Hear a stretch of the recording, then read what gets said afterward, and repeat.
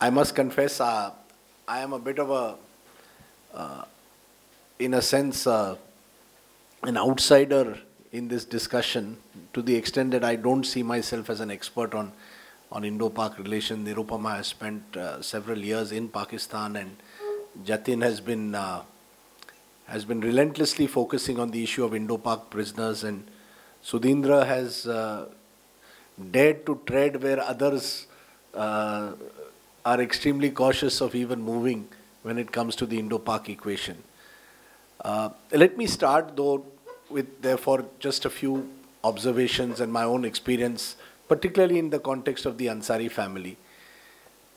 The first time I met them, I think, was a couple of years ago when Jatin brought them to the studio and told me the story. I think first on the phone, and then I met the Ansari family. And maybe because I'm from Mumbai, or I hope that isn't the only reason, but there was something about Fauzia ji in particular which struck a chord. I think anyone who sees a mother in distress and with the fierce determination of not losing hope, you cannot but empathize with someone's courage, determination to tell the story of her son. And therefore, I think it stayed in my mind, as it would in any person who, to use Sudhindra's words or borrow Sudhindra's words, has even a shred of insaniyat in them. And therefore, over the months, whenever they came to Delhi, more often than not, Jatin would call. I would try to use my whatever little limited influence I had with the Pakistan High Commissioner to at least ensure that he met them, to give them a sense of belief that there was someone out there. And I think one of the lessons, and this is my first observation, is empathy is a very important element in Indo-Pak relations. The ability to think of people as human beings, not just as Indians and Pakistanis engaged in this permanent conflict. Unless you have that spirit of empathy, it is impossible to break the barriers between the two countries. And I think the Ansari family's story, in a sense, is a story which all that it required these two big countries to show on both sides, in a way, because there are equal examples on this side also, is of showing empathy to each other, to show that we care about people beyond boundaries. That if a young man is trapped in a situation where he simply doesn't know what to do next, we show some empathy. Don't treat everyone as a terrorist, as a spy, as an anti-national. And I think somewhere in their story lies a message for all of us, which we must carry as far and widely and as loudly as possible. That there is nothing bigger in life than showing some insaniyat. So, 2 months ago, I am in Pakistan in November, and Jatin, I think, had called a few days earlier that, Hamid's case is coming up on the 16th of December. I had gone after a few years because finally the Pakistanis had given us a visa. And the visa was for Kartarpur Sahib. And I thought, any excuse to go to Pakistan is good enough, since for the last few years, no visas were being given to journalists.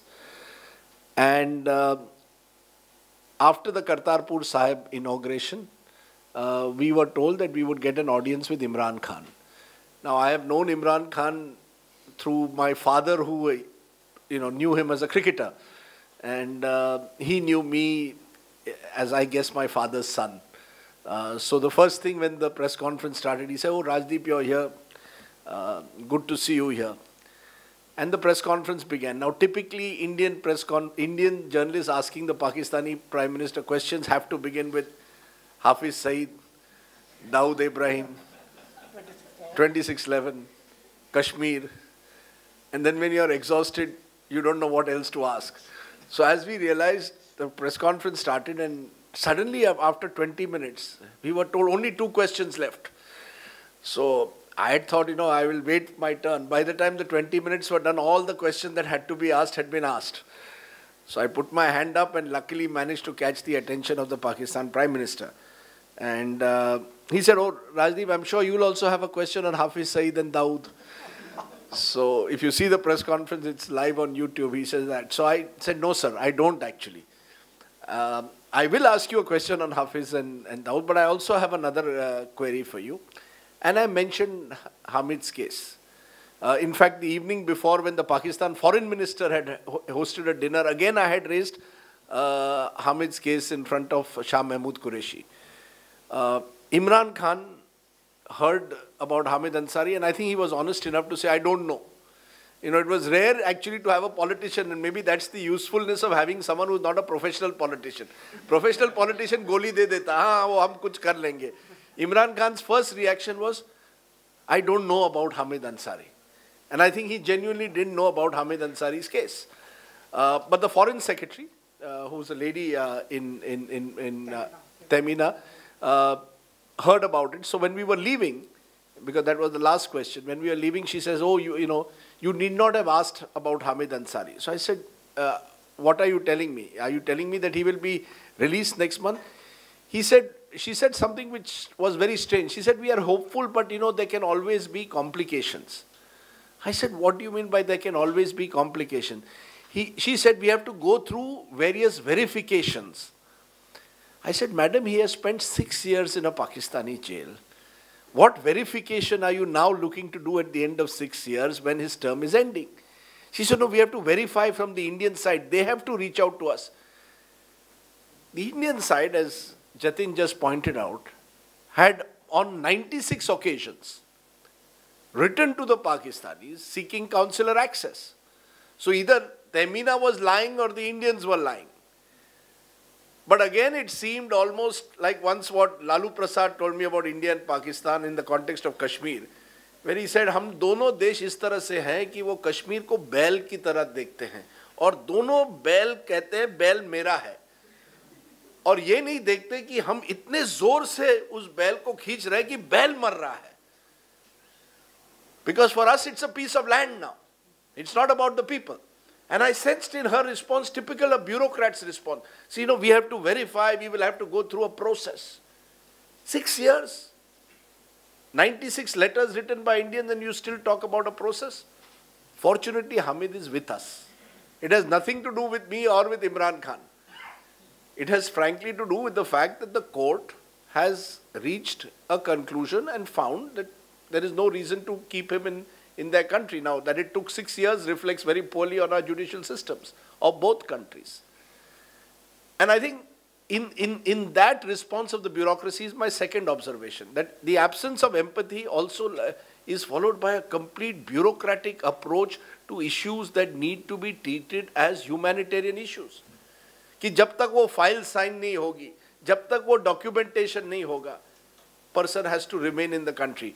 Jatin has number of such cases, I am sure, where the bureaucracy has prevented an easy passage of the people. It's not as if the High Commissioner on both sides are not people with empathy, but the bureaucracy around them, the systems around them, prevent us from ensuring that people are allowed to go back to their homeland. My third observation is that, and this is again to do with Hamid's case, is let us get this clear. The reason why he's back is not just Jatin, who's done a remarkable job, or Fauzia ji, or Mr. Ansari, or his brother. It's also the remarkable Pakistanis. The human rights activists. This lady called Rakshanda, who I had a couple of times on my show with Fauzia ji. We connected the two of them. I think once at least we managed to get through on the phone and once on a video line. She has fought the case as if it is her own. And again, it is about people, we talk about human rights, the tragedy is, the younger generation is growing up seeing Pakistanis on TV, only generals who are retired, who want to bomb India.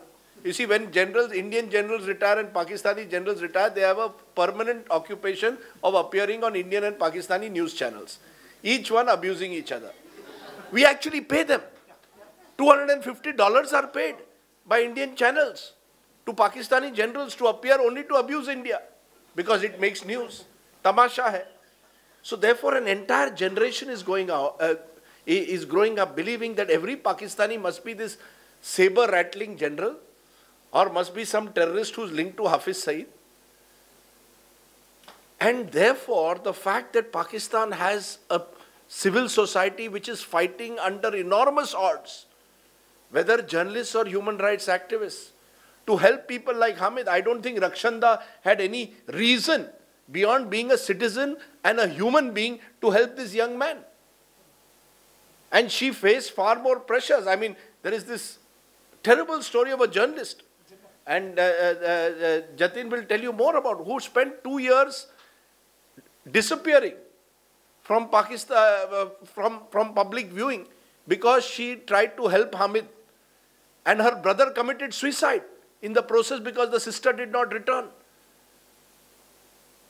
Now, when you go out and tell Mumbaikars or anyone कि सब पाकिस्तानी देशद्रोही नहीं है, सब पाकिस्तानी आतंकवादी नहीं है, और सब भारतीय जो पाकिस्तान के बारे में बात करते हैं उनको आप एंटी नेशनल नहीं कह सकते, ये हमें लोगों के सामने रखना है. That there are Pakistanis also out there. Majority of the people of both countries are good people. And it is the goodness that brings people like Hamid back. And it is the goodness of people like Rakshanda that enables this to happen. And over the years, I've met many such brave Pakistanis who, under tremendous odds, are trying to break the walls of divide between us. So that's the third point. My fourth point is very simple. Hamid was fortunate that he had a mother who, with the help of Jatin, could come, 62 times to Delhi, knock on every possible door, was someone who was ready to come on TV, in a studio, speak out bravely, courageously, represent her case, meet Sushma Swaraj, meet as many people as she could.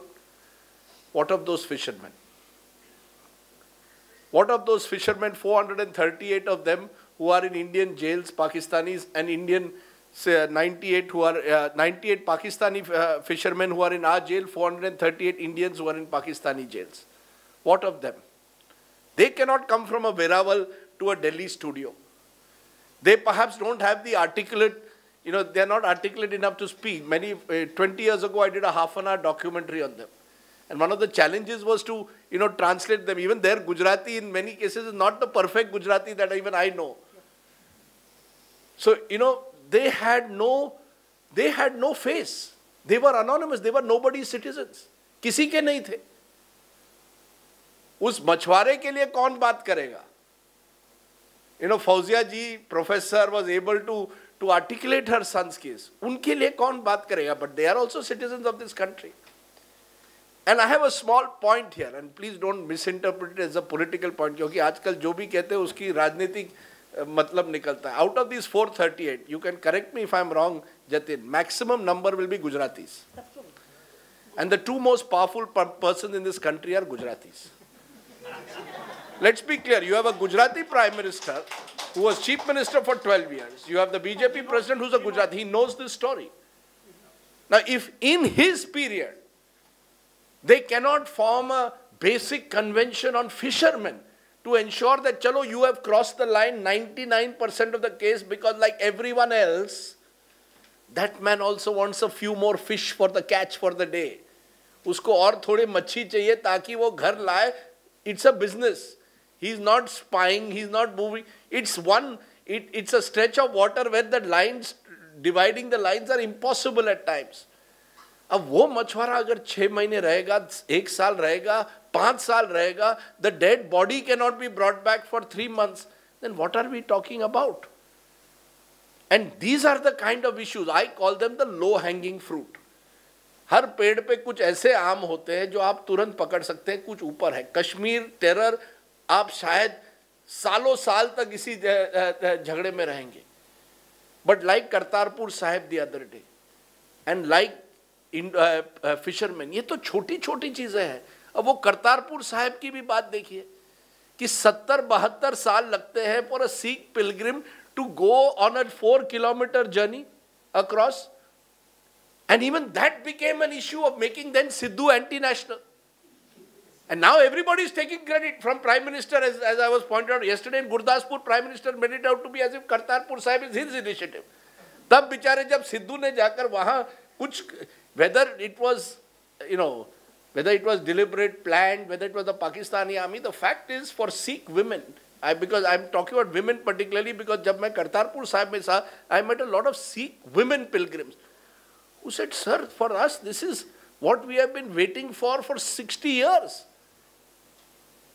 And again, there was the human dimension to it. So I think the concluding observation is simply this, that if we are able to find the human dimension to the Indo-Pak conflict, we may be able to go much further than we have so far. Whether in the context of Kashmir, it is a Srinagar-Muzaffarabad bus. Whether in the context of the divide between the two Punjabs, it is a breakthrough of sorts with Kartarpur. And whether in the context of Indo-Pak prisoners, at least release the fishermen without keeping them in each other's jails. One stroke today, if tomorrow 438 people, आपको दुआएं 500 लोगों की मिलेगी.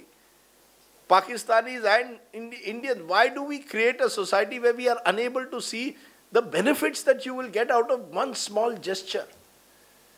And therefore I hope that Hamid's case in a sense becomes a trigger for at least that process to begin. I fear it will not, because we are in election season.